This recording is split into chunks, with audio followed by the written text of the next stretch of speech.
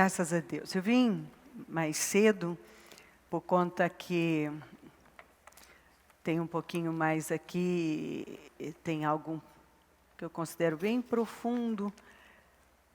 Então, queria ganhar tempo e não fazer nada como eu não gosto de jeito nenhum. Eu gosto de ter tempo para falar bem.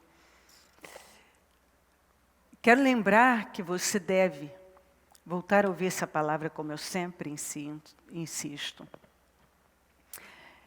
E pegar a revelação dela, que é uma palavra que chega para nós como não temos.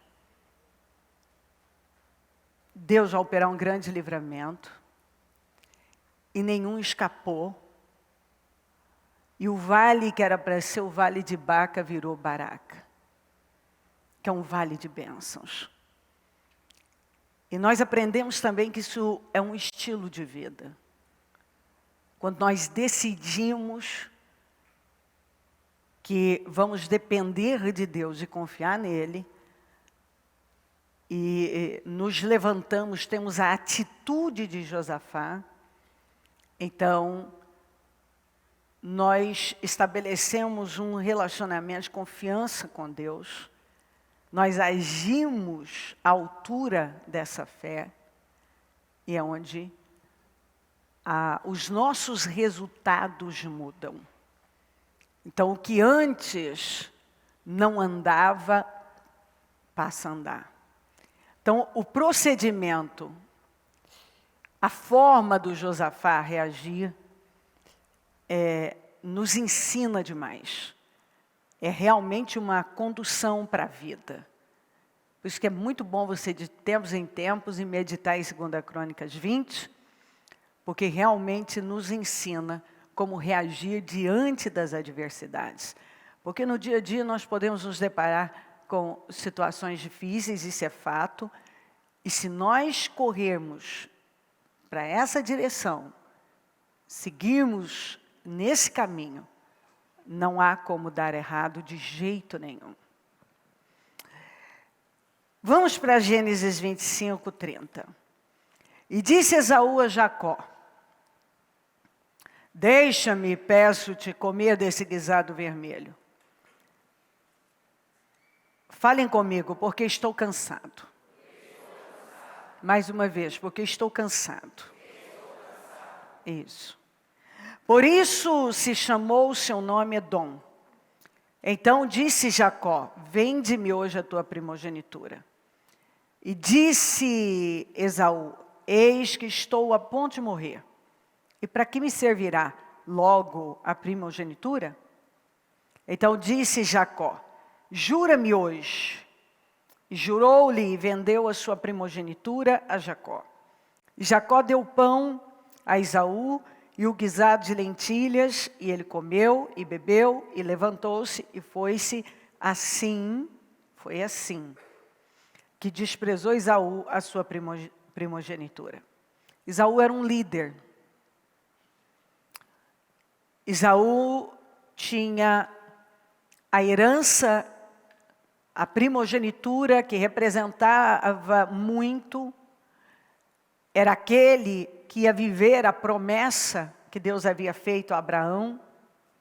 Tinha duas partes da herança e a liderança da família, sempre. Ele era um líder, ele era um caçador. E naquele dia, ele saiu para caçar e não caçou nada.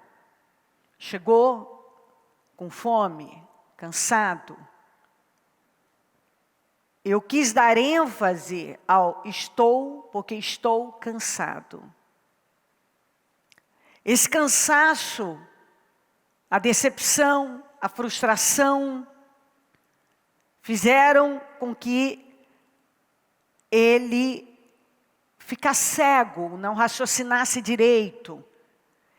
Ele deu lugar ao mal para sequestrar a mente dele. Ele se entregou àquele cansaço. Ele se entregou àquela frustração.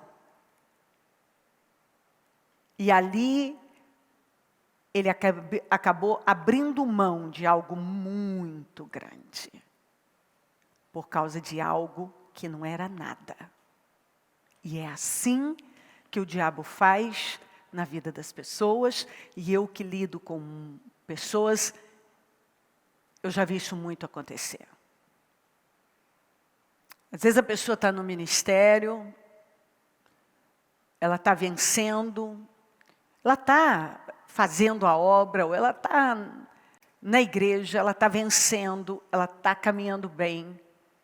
E um momento que ela se frustra, que ela se decepciona, que ela se chateia, que ela fica muito cansada. Ela toma uma decisão que nunca mais poderá ser alterada. Nunca mais. Ele tentou alterar a decisão dele mais tarde, a Bíblia diz que com lágrimas ele tentou. Ele tentou alterar a decisão dele com lágrimas, mas ele não conseguiu alterar. Foi irreversível. E o que o Espírito Santo colocou no meu coração é como um alerta para alguém ou para mais pessoas, e eu pego para mim também naturalmente. Porque é muito fácil você se sentir cansado e tomar uma decisão irreversível. É muito fácil.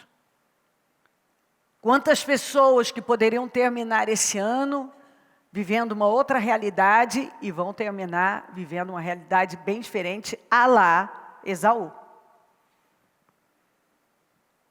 Que no momento que as coisas não deram certo, que se sentiu frustrado e cansado. É muito fácil você sentir a sua cabeça cansada, seu emocional cansado. Sabe assim, aquela sensação de que eu estou cansado de lutar, eu estou cansado. Cansado de esperar, cansada de lutar por isso, cansado de esperar por isso, cansado. Eu estou cansado. E aí eu já não raciocino, eu dou minha situação como definitiva. Eu pego e defino a minha vida naquele momento em que eu me sinto cansada. Que muitas vezes não tem nada a ver com cansaço físico. E nós vemos que o cansaço dele não era apenas um cansaço físico. Era um cansaço emocional, um cansaço de quem estava frustrado, de quem tinha tentado a sua caça, não caçou nada, não pegou nada, e aquela sensação de fracasso, cansado, não apenas fisicamente. Esse cansaço foi além do físico dele, que fez com que ele desse uma resposta: de que me vale essa primogenitura? Eu estou morrendo de fome, eu estou frustrado, quer dizer, eu estou de saco cheio, de que me vale isso aqui? Aí ele jogou fora. Aí ele caiu em si e ele viu que ele tinha feito a maior bobagem da vida dele. Então, naqueles momentos em que você se sente cansado, mentalmente, emocionalmente, às vezes até espiritualmente, você não pode se precipitar. Você precisa ir a Deus, falar com Deus, espera passar. Lembre-se sempre de aquietar. E nunca tome uma decisão num momento assim. Ela pode ser irreversível. Então, quando Deus nos manda uma palavra como essa, é porque nós vamos nos deparar com isso. Mas pode ter também alguém que até está no propósito, entrou, está buscando, mas já está aí com planos ocultos. Porque, eu estou cansada de lutar com isso aqui, eu estou cansado de lutar com isso aqui. E Deus vem e diz, não faz isso. Se ele tivesse esperado passar, mas ele não esperou. Ali ele se entregou a tudo o que estava sentindo, foi fiel, muito mais fiel aos seus sentimentos do que a Deus, do que a tudo que ele tinha de muito precioso, e ele jogou fora. E como nós ainda estudamos hoje de manhã, dos montes Seir eram os descendentes. Inclusive, você vê que o guisado era vermelho. E ele passou, se você vê aqui, o seu nome passou a ser Edom, que é vermelho. Enquanto o nome de alguns, e nome é identidade, a mudança de nome na Bíblia sempre está relacionado a uma mudança de caráter. Antes era Esaú. Agora ele passou a se chamar Edom. Exatamente a marca daquele feito, daquela escolha ruim, foi o que ficou na vida dele. Tanto que dele, então, vieram os edomitas, que começou exatamente quando ele trocou algo tão precioso por um guisado, um prato de um refogado lá de lentilhas. Quantas pessoas que fazem bobagens. E depois, inclusive, o nome delas também é mudado, porque elas começam a ser lembradas. Ele sempre foi lembrado como o sujeito que vendeu a sua primogenitura. Os edomitas, Edom, edomitas. Ele passou a ser lembrado pelo guisado vermelho de lentilhas. Você vê como é que é a pessoa, como ela será lembrada, aquele que desistiu, aquele que recuou, aquele que traiu, aquele que enganou, aquele que saiu pela porta do fundo. Que coisa triste. Enquanto o irmão dele, que passou pelos testes e resistiu, e brigou, lutou com o anjo pela mudança, exatamente pela mudança do seu caráter, da sua identidade. Ele não queria mais ser enganador. E ele é lembrado pelo nome que foi dado, Deus trocou o nome dele para Israel, que deu o nome à nação. Ele é lembrado por Israel, campeão com Deus. Esaú é lembrado pelo guisado vermelho de lentilhas. Edom. Você quer ser lembrado de que maneira? Isso tem muito a ver com as decisões que nós vamos tomar naqueles momentos em que nós estamos cansados, frustrados. E achamos que nada está valendo a pena até nós tomarmos uma decisão e aí então descobrimos que nós tínhamos muito. Porque quando você está cansado, você está frustrado, você não vê. Você fica cego. O diabo consegue tomar a mente da pessoa, ela não vê nada. Aí esse mesmo diabo vem, acusa e mostra. Olha o quanto você tinha. Amém? Filipenses 2, 5 a 9. Seja a atitude de vocês a mesma de Cristo Jesus, que embora sendo Deus, não considerou que o ser igual a Deus era algo que devia apegar-se.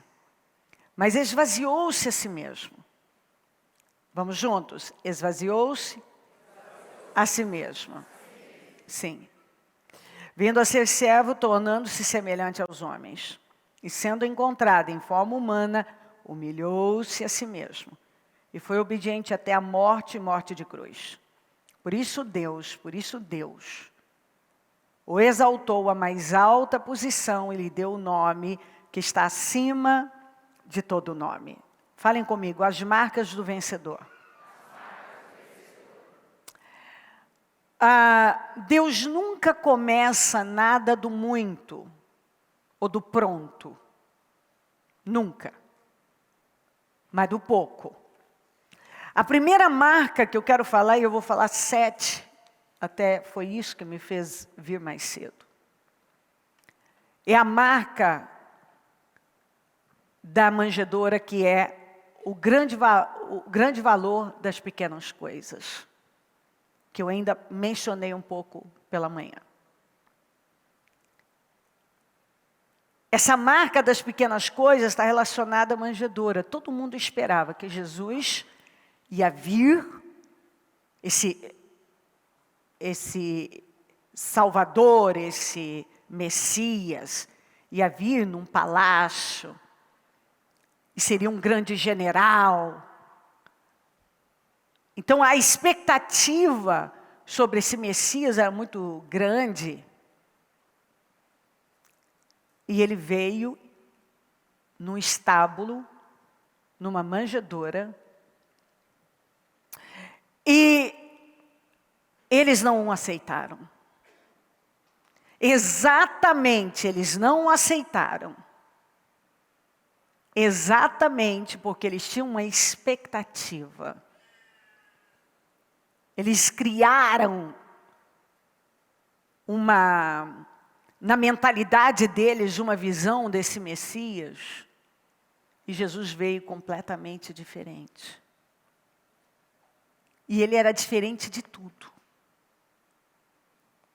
Ele era diferente da religião, ele era diferente de tudo. E a manjedoura, essa marca das pequenas coisas, recebeu algo muito grande. Jesus foi deitado na manjedoura.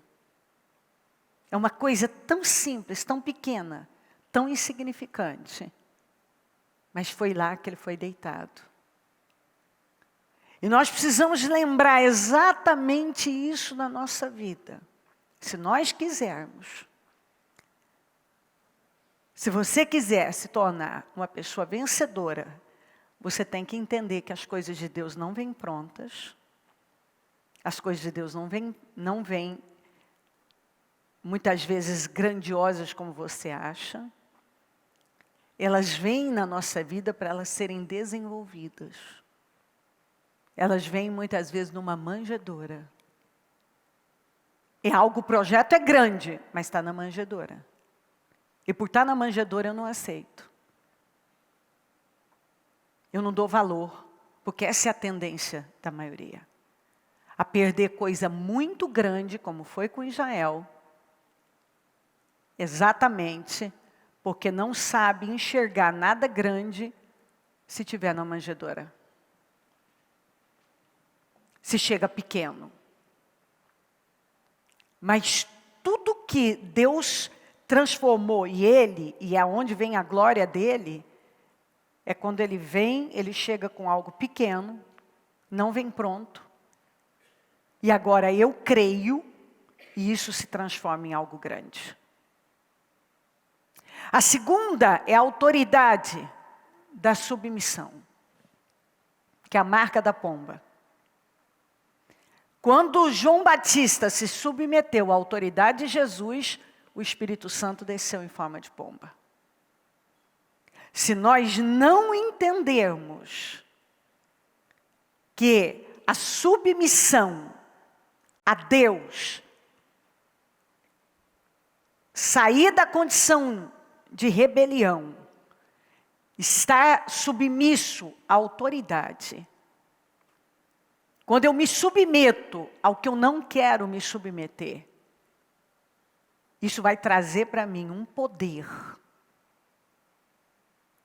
que eu estava perdendo porque o meu orgulho não deixava. A terceira é a grandeza de um servo, que é a marca da toalha.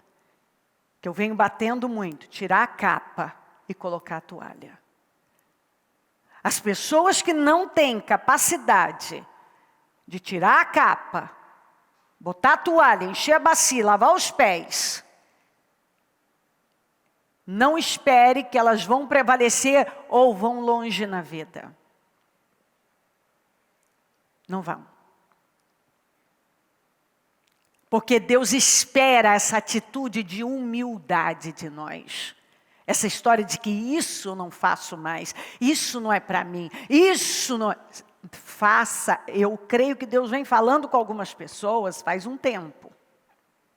Porque tem gente que foi, botou a capa e agora não quer tirar por nada. E Deus está falando, ei, tem uma atitude humilde. Está na hora de você fazer coisas que você considera coisas menores. Está na hora de você deixar esse orgulho de lado. Vai fazer. Isso nos defende, nos protege, nos sustenta numa condição de honra. Que foi o que eu li para você. As marcas de um vencedor é seguir a atitude de Cristo. É não estar apegado a nada. É ser capaz de se esvaziar e se humilhar. Então Deus te promove. Vamos lá, não estar apegado a nada.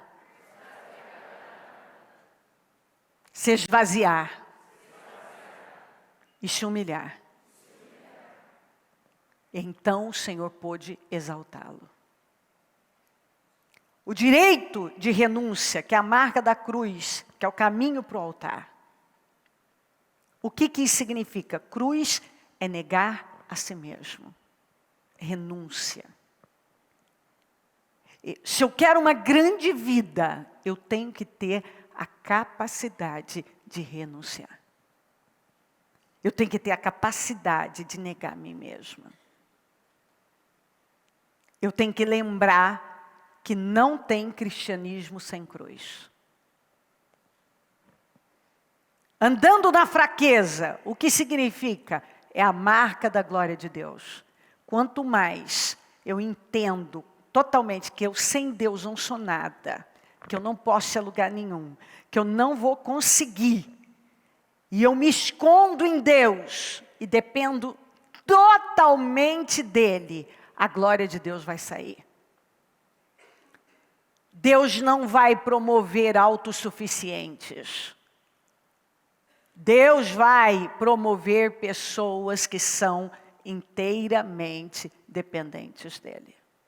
Que reconhecem que tudo que têm, que são e se vão a algum lugar é por Deus.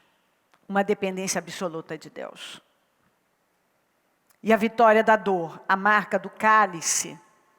Tomar o cálice, o que significa? Pai, eu não quero, mas se possível, passa de mim esse cálice, passa de mim esse cálice, mas não faça a minha vontade, faça a sua.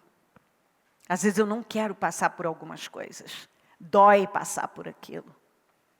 Mas eu tenho que ter a disposição de tomar o cálice. Que é exatamente não estar apegada a nada, ter a capacidade de me esvaziar e me humilhar. E o poder da humilhação, a marca da nudez. Jesus foi crucificado nu. Completamente nu. Isso é para deixar bem claro que ali ele não tinha nada para esconder. Ele estava inteiro. Inteiro, completamente inteiro naquela cruz. E todos viram. Aquilo foi uma humilhação. Mas às vezes é preciso você estar descoberto, você realmente ser vulnerável, você se abrir, você confessar, você se entregar, você não deixar nada, deixa ver. Chegou a hora, tem momentos que a gente tem que botar para fora, eu sou isso aqui mesmo. As vergonhas estão à mostra. Não tem nada mais para esconder. Não tem segredos. Não tem nada. Naquele momento parece uma humilhação. Mas o poder que isso traz para a vida de uma pessoa. Quando ela está livre. Ali. Eu estou exposta, mas eu estou aberta. Eu estou disposta a passar o que for preciso, passar pelo que for necessário, para viver livre, completamente livre. É essa palavra, e são 7 passos, que eu quero que você preste atenção, pegue para a sua vida. Entenda o poder dessas marcas na vida da gente. Se você quer ser um vencedor, ir longe na sua vida, já começa aqui, ó, nas pequenas coisas. Lembrando que se Jesus não tem o problema de ser colocado, nascer e ser colocado numa manjedoura, se eu quero ir longe, eu não posso estar pegada a nada, eu tenho que me esvaziar e eu tenho que me humilhar. Não vai nascer, não vai chegar pronto. Não vai chegar grande. Começa na manjedoura.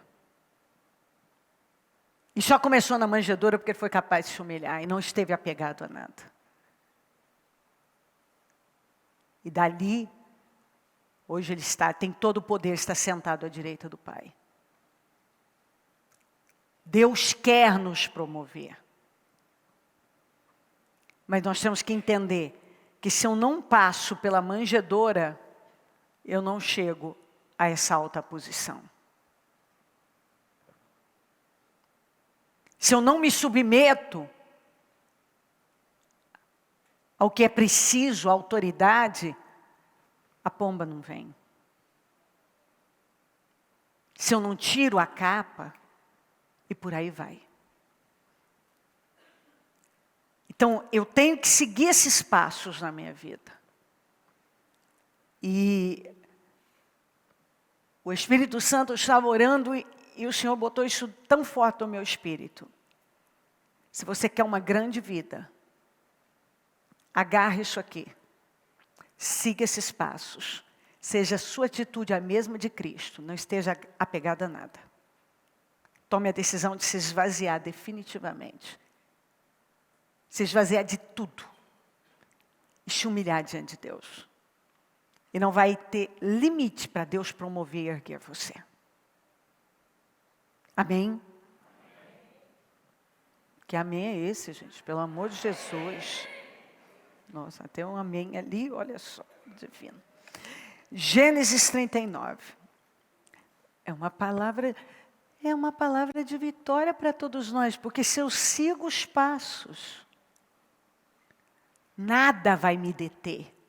Porque às vezes eu vejo as pessoas perguntando, eu não sei, por que minha vida parou, por que isso aqui não vai? Está apegada a muitas coisas. Não se esvazia, não se humilha. Gênesis 39, 9 e 10. Ninguém desta casa está acima de mim. Ele nada me negou a não ser a senhora, porque é a mulher dele. Como poderia eu então cometer algo tão perverso e pecar contra Deus? Assim, embora ela insistisse com José, dia após dia ele se recusava a deitar-se com ela e evitava ficar perto dela. Meus queridos, muitos não são fiéis a Deus, nem ao cônjuge, nem ao casamento, nem à família, mas são fiéis ao sentimento. E essa palavra, que nós até falamos esses dias, o Senhor me deu ela de novo. Se José mostra uma das virtudes mais poderosas, que é a lealdade. Ele foi leal ao homem que inclusive botou ele na prisão. O homem que botou ele na prisão foi o homem que ele foi leal e defendeu, e ele disse, que coisa perversa eu ser desleal com esse homem. Olha tudo que ele fez, me colocou, ninguém está acima de mim. E quando a mulher acusou, ele o colocou José na prisão. E ele foi para a prisão exatamente porque ele foi leal a esse homem.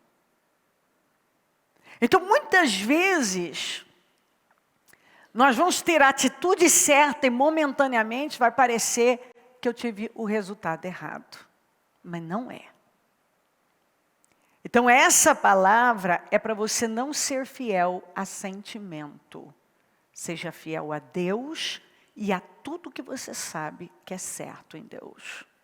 Porque se ele tivesse sido fiel ao sentimento e não a Deus, e não a Potifar, ele nunca teria chegado a ser o segundo homem mais importante daquela nação. Você sabe por que algumas pessoas nunca vão chegar a um nível muito alto? Porque elas são fiéis aos sentimentos. Elas não são fiéis a Deus. Elas não são, assim, elas vivem, e o mundo hoje prega isso. O que nós estamos vendo? Primeiro, dê tudo, tenha uma atitude hedonista, dê tudo à sua carne. E aí, até mesmo dentro das igrejas, os jovens estão sendo estimulados a viver uma vida hedonista. E então agora, esse amor deturpado, que não tem nada a ver com um amor, uma atração física, uma paixão, e depois casam, vira o quê? Rejeição. Vira rejeição. Que é onde vem as separações e todas as destruições. Vem a aversão.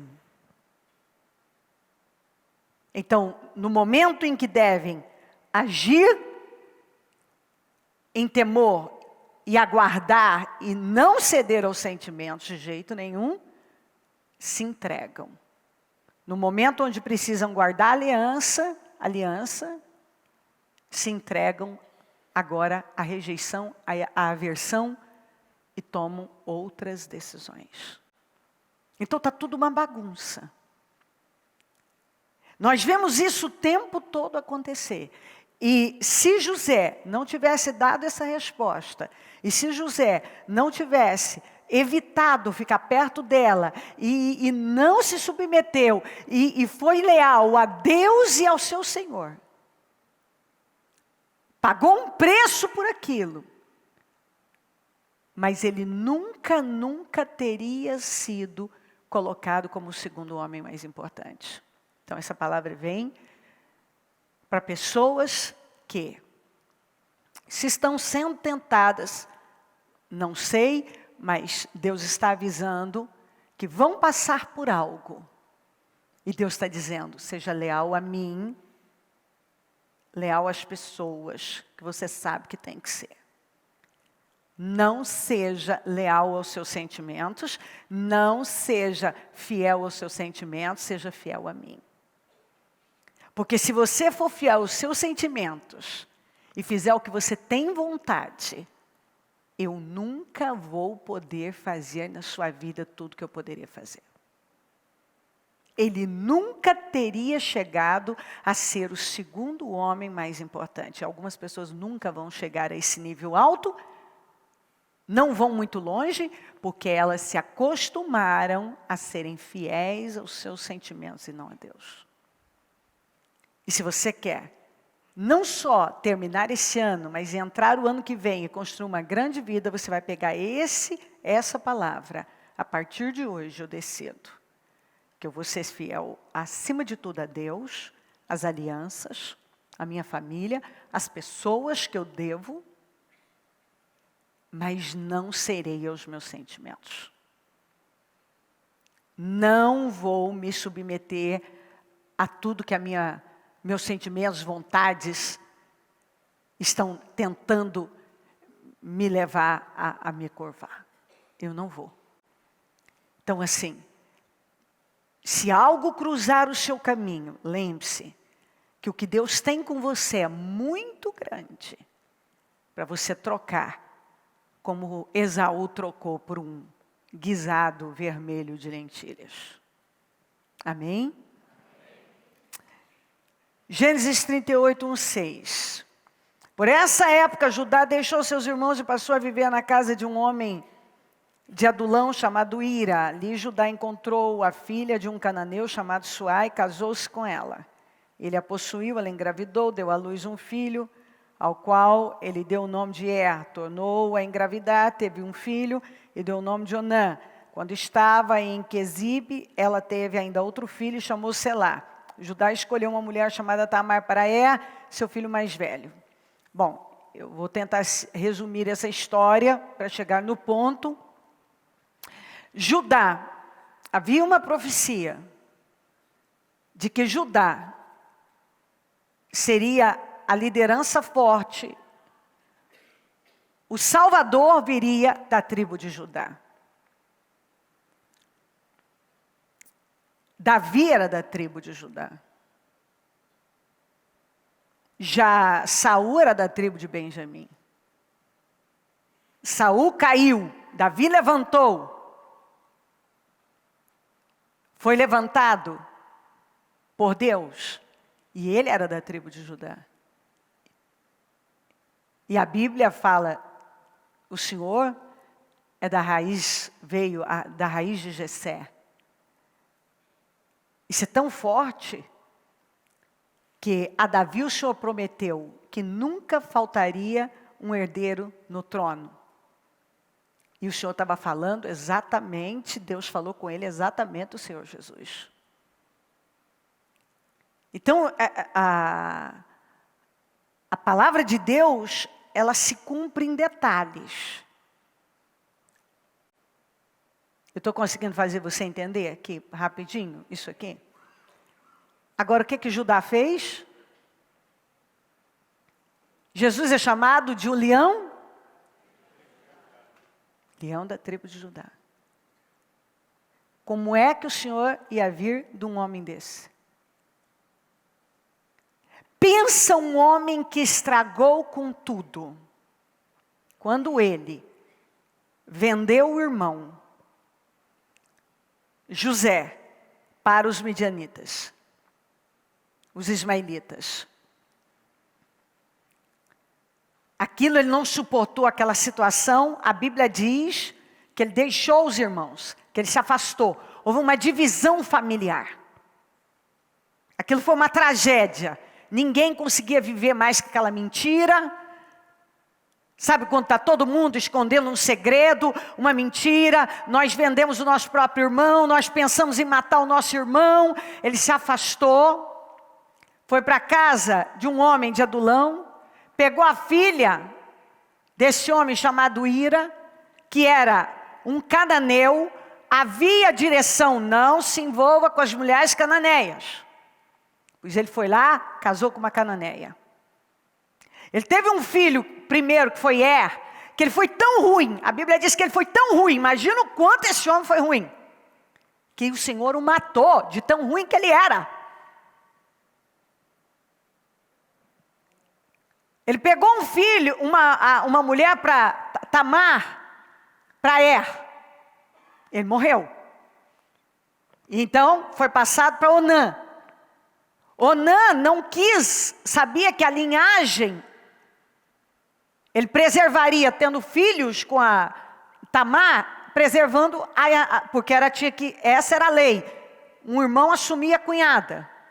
Se ele falecesse, o outro irmão que assumia para preservar a linhagem do irmão. Ele sabendo que não seria dele, ele jogava o esperma na terra. Então ele só se relacionava com ela, desfrutava, mas não a engravidava. Isso, para uma mulher, era uma vergonha, porque ela não conseguia ter filhos, mas porque ele jogava o esperma. O Senhor o matou. Aí sobrou Selá. O que aconteceu? Ele era menino. Judá falou, com medo de perder Selá também. Falou, vai Tamar para a casa do seu pai, e quando Selá tiver a idade, eu trago você e ele te toma como esposa. Que era assim que funcionava. E aí ele com medo de Selá morrer, porque já tinha perdido 2 filhos com essa moça, e ele fingiu que deixou isso aí e esqueceu. Mais tarde, então, ele perdeu 2 filhos, aí depois ele perdeu a mulher. sai ele em busca de uma prostituta. Tamar, sabendo que ele tinha enganado ela, tinha deixado ela, não estava cumprindo a palavra, se vestiu de prostituta, sentou num canto. Ele passou, se interessou por ela. E ela disse, o que você vai me dar para deitar comigo? Ele disse, um cordeirinho, um cabritinho. Ela disse, não. Disse ele, eu lhe mandarei um cabritinho do meu rebanho. E ela perguntou, você não me deixará alguma coisa como garantia até que eu mande? Você me deixará alguma coisa como garantia até que o mande? Disse Judá, que garantia devo dar-lhe? Respondeu ela, o selo com o cordão. Tudo isso representava a identidade dele, como os documentos dele. O selo com cordão. Normalmente, esse anel, selo, era a marca, era todo o registro, era um documento onde ele assinava. O cordão, ali, normalmente eles prendiam esse anel nesse cordão, e o cajado, que está relacionado à autoridade. Ele entregou para uma prostituta tudo que ele tinha de mais valor. Ela não era prostituta, mas ele achava que era. E ele os entregou a ela, e Tamar engravidou dele. Aí essa história eu não vou gastar muito tempo com isso, mas, porém, 3 meses depois, descobriram que ela estava grávida, avisaram ele. Ele disse, traz ela para fora, vão queimar. Ele não sabia. Sua nora cometeu adultério, ela está grávida. E ela saiu e disse, de quem eu estou grávida, pertencem esses objetos aqui. O anel, o cordão e o cajado. Naquele momento ele reconheceu, as fichas dele caíram. E ele começou a recuperar o juízo. Porque se você olhar a vida do Judá, era uma destruição, separado dos irmãos, uma barreira familiar, casa com a cananeia, tem 3 filhos com a cananeia, morrem os filhos porque eram maus, morre a mulher, ele se deita com a prostituta, que não é prostituta, que era a nora dele. Que vida bagunçada, não é mesmo? Para Jesus vir disso, né? Isso nos dá esperança. E ali, ele disse, ela é mais justa do que eu. Ela é mais justa. Ali ele reconheceu e se arrependeu. E você vê que ele se arrependeu, que ele voltou para a família. E ali ele passou a estar com o pai. E o pai manda eles irem, tem uma crise em Canaã, manda ir para o Egito comprar comida. Quem era o dono da comida? José. Reconhece eles, mas eles não José reconheceu eles não reconheceram José. E aí o José faz um teste, começa a fazer, quem já leu sabe que ele foi mais áspero, e começa a testá-los, e até que faz com que eles levem Benjamim naquela história. Não, se eu quero saber se vocês estão falando a verdade, vocês vão trazer, e não sei o quê. E o Judá, na hora de sair, o pai falou, não, vocês não vão levar Benjamim, porque se vocês levarem e eu perder esse aí também, é o meu único filho que sobrou, da Raquel, eu vou morrer também. E Judá se colocou e disse assim, se algo acontecer com o menino, eu morro por ele, eu defendo. E quando eles estavam lá, José fez um teste, mandou colocar a taça dele na bagagem do Benjamim, e mandou ir atrás. Aí quando foram pegos, mas o que foi? Abriram, examinam aí, acharam a taça na bagagem do Benjamim. Agora ele vai ter que ser, o José botou vai preso, vai ser morto, vai não sei o quê. E Judá entrou na frente. Que representa o Senhor. E ali ele mostrou exatamente a mudança do caráter dele. Então Judá, vou ler só algumas partes. Então Judá dirigiu-se a ele, dizendo: por favor, meu senhor, permite-me dizer-te uma palavra. Não se acenda a tua ira contra o teu servo, embora sejas igual ao próprio faraó. Falando com José, mas eles não sabiam que era um José. Meu senhor perguntou a esse seu servo se ainda tínhamos pai e algum outro irmão. E nós respondemos: temos um pai já idoso, cujo filho caçula nasceu-lhe em sua velhice. O irmão deste já morreu, está falando do José, e ele é o único filho da mesma mãe que restou, e seu pai o ama muito. Então dissesse aos teus servos que o trouxessem a ti, para que os teus olhos pudessem vê-lo. E nós respondemos a meu senhor que o jovem não poderia deixar seu pai, pois caso fizesse, seu pai morreria. Além disso, já pulo para o 32. Além disso, o teu servo garantiu a segurança do jovem a seu pai, dizendo-lhe: se eu não o trouxer de volta, suportarei essa culpa diante de ti pelo resto da minha vida. Por isso agora te peço, por favor, deixa o teu servo ficar como escravo do meu senhor no lugar do jovem, e permite que ele volte com os seus irmãos. Como poderei eu voltar a meu pai sem levar o jovem comigo? Não posso ver o mal que sobreviveria a meu pai. Quando termina essa parte, você já vê José não suportando mais, e sai para chorar, e depois volta e se revela a eles. Ele não suportou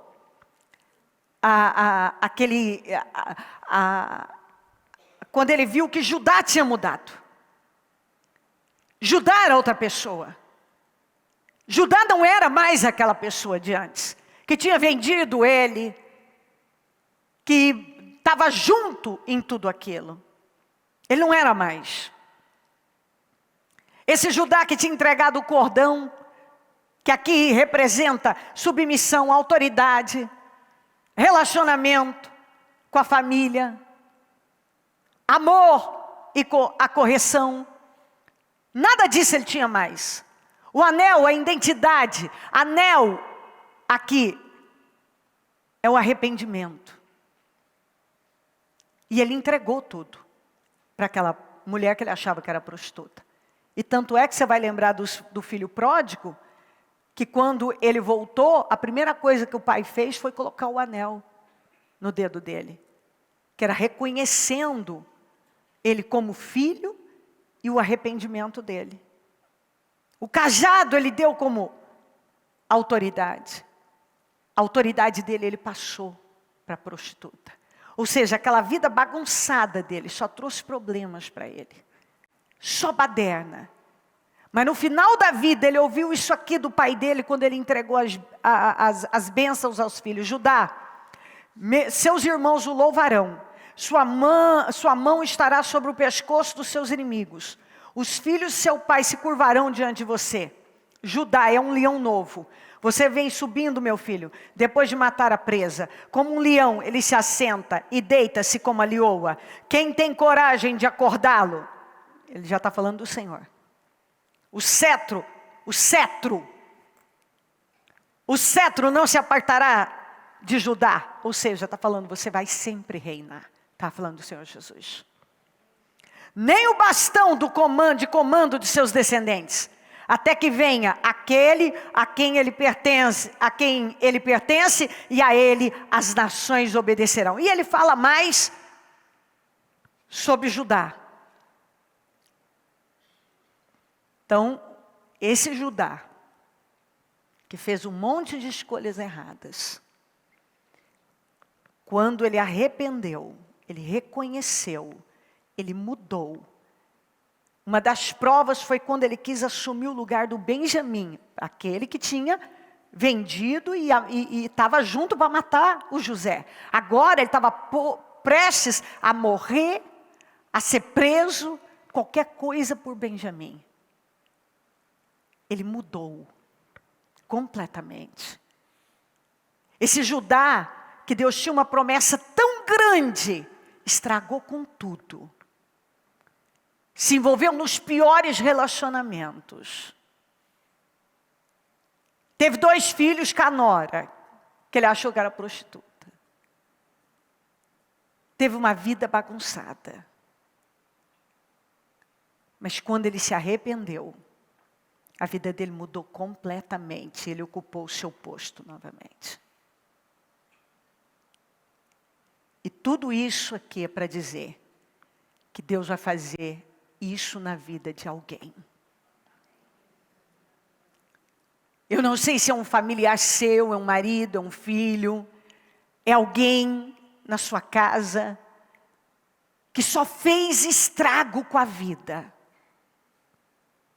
que só se envolveu em relacionamentos errados, que fez uma escolha errada atrás da outra, mas Deus não desistiu dele. Deus continua trabalhando. E ele vai se arrepender. E Deus vai restaurá-lo numa posição de grande honra. E ele ainda vai ser um instrumento de poder como Judá foi. Deus está prometendo hoje para alguém. Ele está falando sobre alguém que fez escolhas erradas, estúpidas, relacionamentos errados, que fez um monte de bobagens, mas que as fichas vão cair.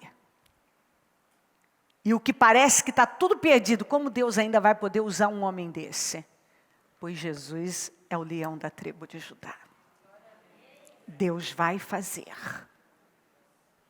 Amém? Em Juízes 11:35 diz: quando a viu, rasgou suas vestes e gritou: ah, minha filha, estou angustiado e desesperado por sua causa, pois fiz ao Senhor um voto que não posso quebrar.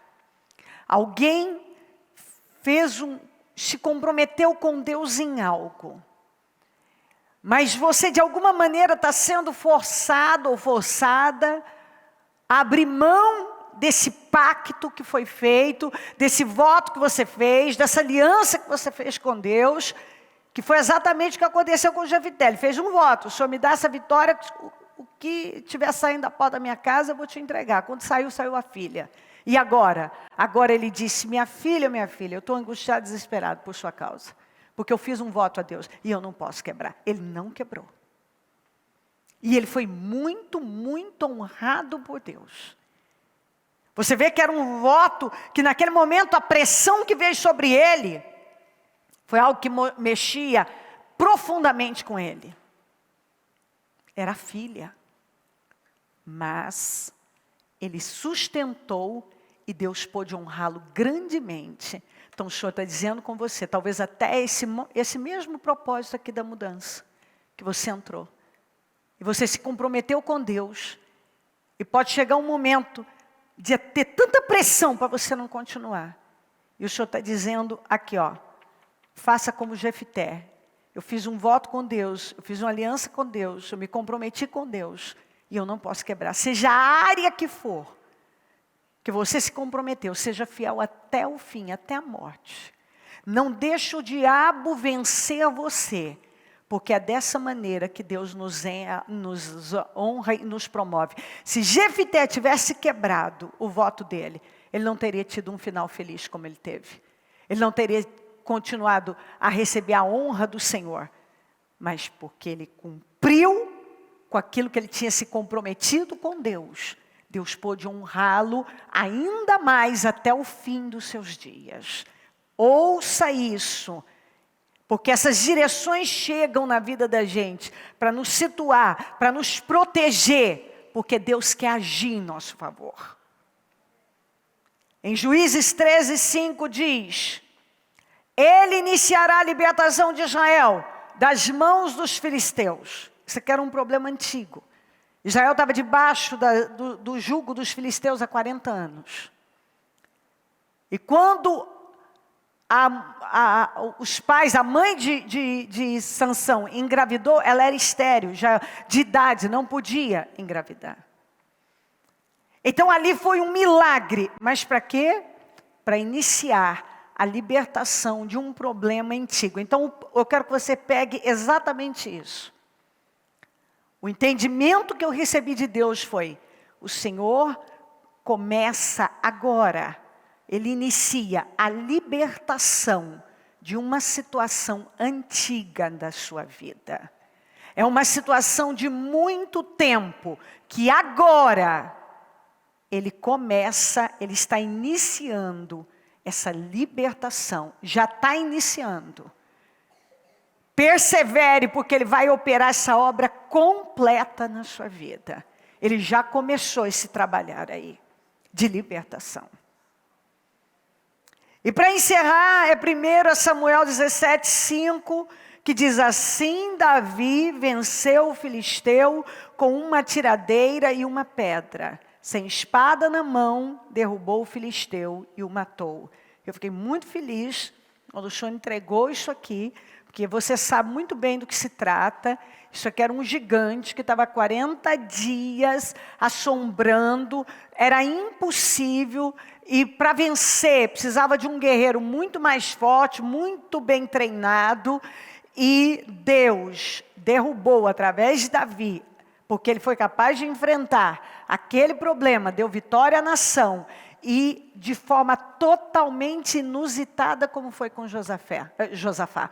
Não tinha espada, não tinha lança, não tinha nada. Foi com uma pedra na mão, apenas com uma pedra. Então, essa palavra vem para dizer, também o Senhor está dizendo, que de uma forma totalmente inusitada, gigantes vão cair na sua vida, na nossa vida. Você que tem uma situação que é um gigante, que está te afrontando, que está aí um bom tempo afrontando você, e que já disseram para você que só tem um jeito de resolver. Pois você vai superar, vai derrubar, esse gigante vai cair da forma mais surpreendente e poderosa. Ele vai cair. O pequeno Davi, com uma pedra na mão, derrubou. Não precisou de espada, não precisou de lança, quer dizer, tudo que as pessoas achavam que precisava, não precisou. A maneira que ele foi derrotada foi totalmente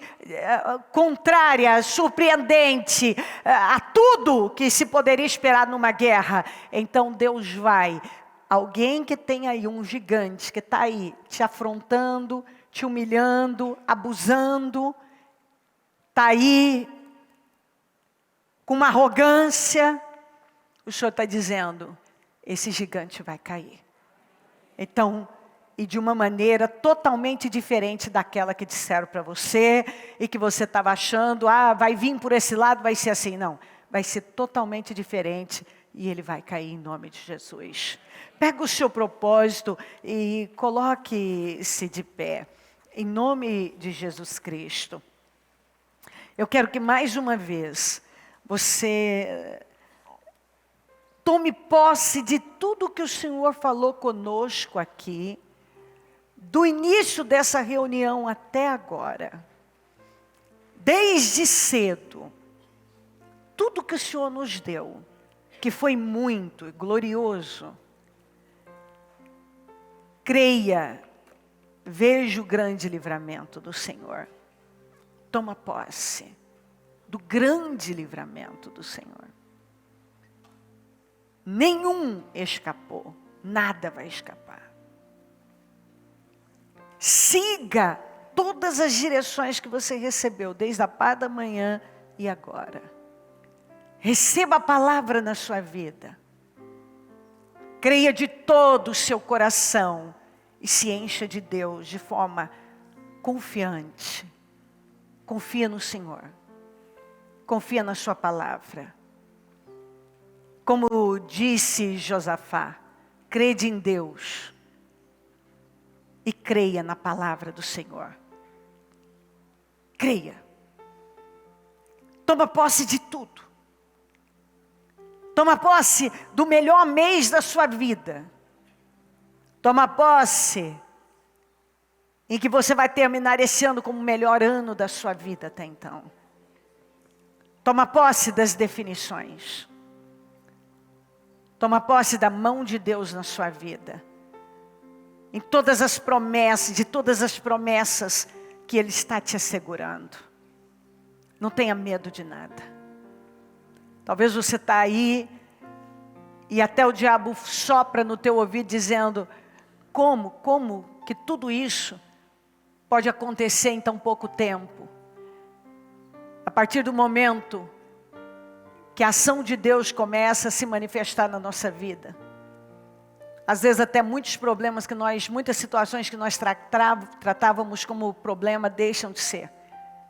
Situações que nós olhávamos como problema desaparecem.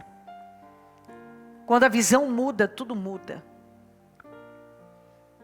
Tem muita coisa que vai desaparecer na sua vida, que você tratava e achava que era um problema, e as vendas caindo, você não vai ver mais como um problema. Por aí você já vai se livrar de vários problemas. Situações que estão aí impossíveis, acredita, Deus vai colocar a mão. Deus vai agir. Como era impossível na questão daquela batalha contra aqueles 3 povos, e Deus entrou em ação e deu um grande livramento, Ele vai dar. Ele vai agir.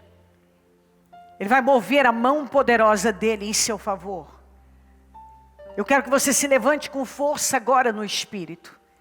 E que você confie de todo o seu coração. De que Deus se levantou da sua santa morada para agir em seu favor. Para agir em favor da sua família.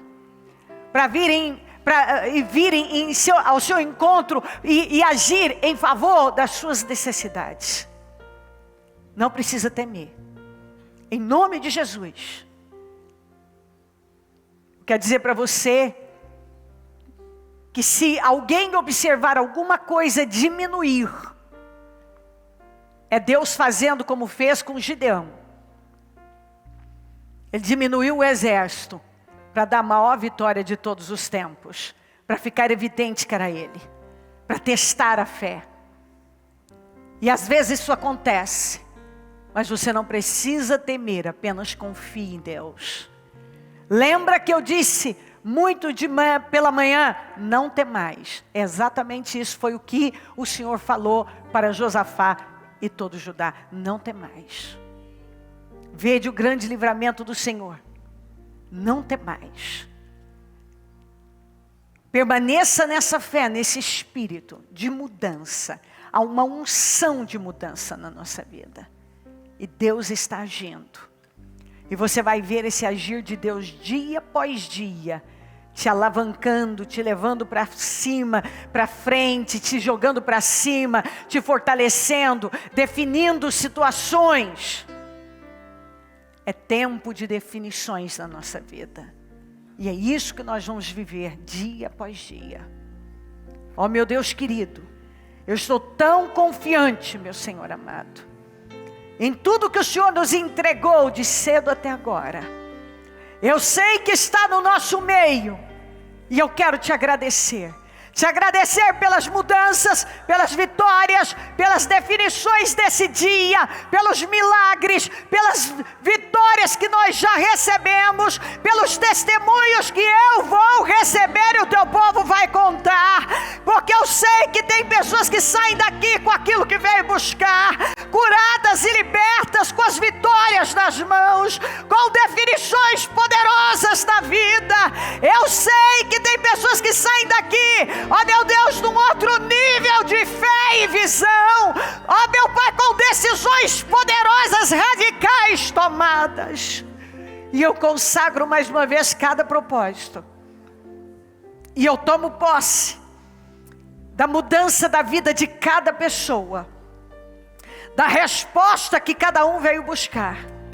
Eu tomo posse na vida de cada pessoa, do milagre na vida, Senhor, eu tomo posse, junto com ela, do milagre, da resposta, da definição, da força, do poder, de um novo espírito e visão, uma fé renovada. Ela sai daqui pronta para desfrutar de um novo tempo.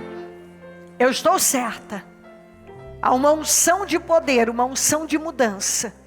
E significa que nada vai ficar como está. É tempo de mudança. As coisas estão mudando. E as coisas vão continuar mudando. E eu tenho absoluta certeza disso. Que o Senhor está com cada um. e que o Senhor está agindo através da nossa fé. Eu tomo posse, Senhor, e eu consagro cada propósito, cada vida para a vitória.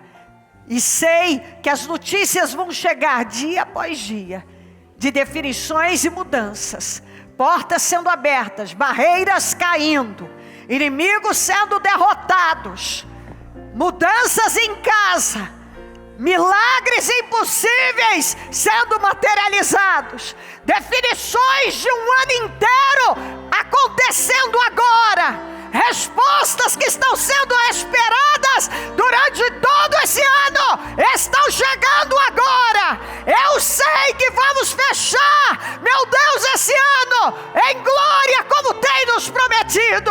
Eu sei que o que foi pedido no início do ano está chegando agora. Eu sei que é um mês de surpresas, de coisas e milagres inéditos. Eu sei, Senhor. Eu sei que definições estrondosas, aquilo que ela achou que nem ia mais acontecer, ela será surpreendida, ela vai tocar para a glória do teu nome, em nome de Jesus. Eu tenho convicção disso. Coisas que ela ouviu não, ela vai ouvir sim. Que já tinha dado como perdido, vai ser resgatado, vai voltar para ela.